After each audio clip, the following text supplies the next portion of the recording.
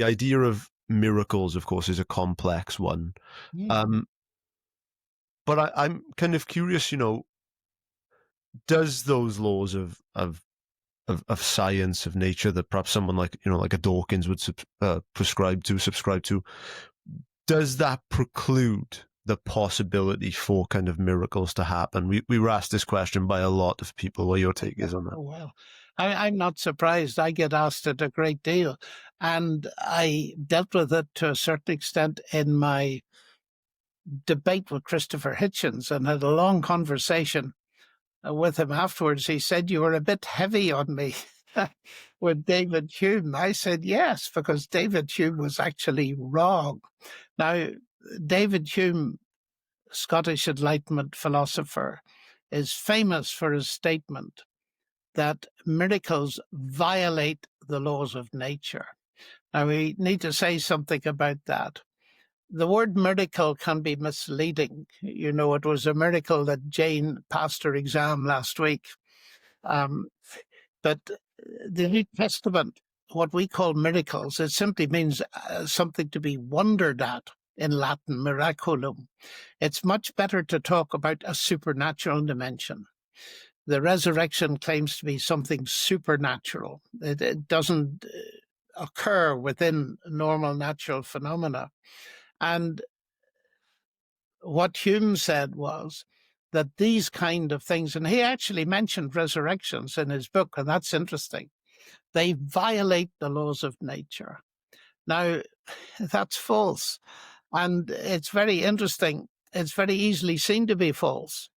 And it was very interesting for me to be able to talk to the Anthony Flew, who was a brilliant philosopher and was the Dawkins of his day, who was a world expert on Hume, and came to the view that he'd been wrong about Hume. I asked him about this in high old age, and he said, I'd have to rewrite all my books and I'll never get the chance to do it. It was a wonderfully humble statement for a philosopher to make, because in the end, Flew came to believe in some kind of deistic God. But that's a story for another time. The argument that miracles violate the laws of nature is, well, C.S. Lewis, as usual, told a brilliant illustration to help us get our minds round it. And he imagined, suppose I go down, visit you in Cardiff, and I'm staying in a hotel, and I put £100 in the drawer the first night, another 100 the second night. And I'm about to leave on the morning of the third day, and I open the drawer and I find £50. Now, what do I conclude? Do I say the laws of arithmetic have been broken, or the laws of Wales? And that points up where the confusion lies. It's in the nature of law. The laws of nature are not like the laws of a country. The laws of nature are our descriptions of what normally happens.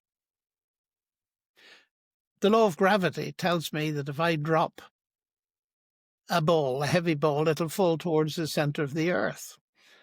But if I'm sitting with you, that doesn't stop you catching it. And you don't break the law of gravity. It's just that you introduce another power into the situation. In other words, that room where we're sitting is not a closed system of cause and effect.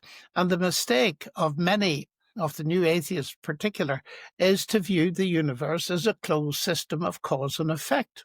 But it isn't. God created the norms to which nature runs. And here's the irony of the thing. If we didn't know the laws of nature, that is the way nature normally works, we wouldn't recognize the supernatural if we saw it. You have to know the regularities in order to recognize an exception, but the exception doesn't break the laws, because nobody is claiming that Jesus rose from the dead as a result of physical forces working in his body 5 minutes before it happened. No. What I claim as a Christian is that God raised him from the dead, which is a very different matter. It's the injection of supernatural power from outside an open system. So it seems to me that Lewis really hit it on the head. And there are many other difficulties with Hume's view, by the way. With his use of cause and effect, you couldn't even formulate a law of nature, but we can leave those aside. And I had quite a chat with Christopher Hitchens about this. I said, Christopher, it's very easy to understand. And the trouble with you is you've listened to Dawkins too much in this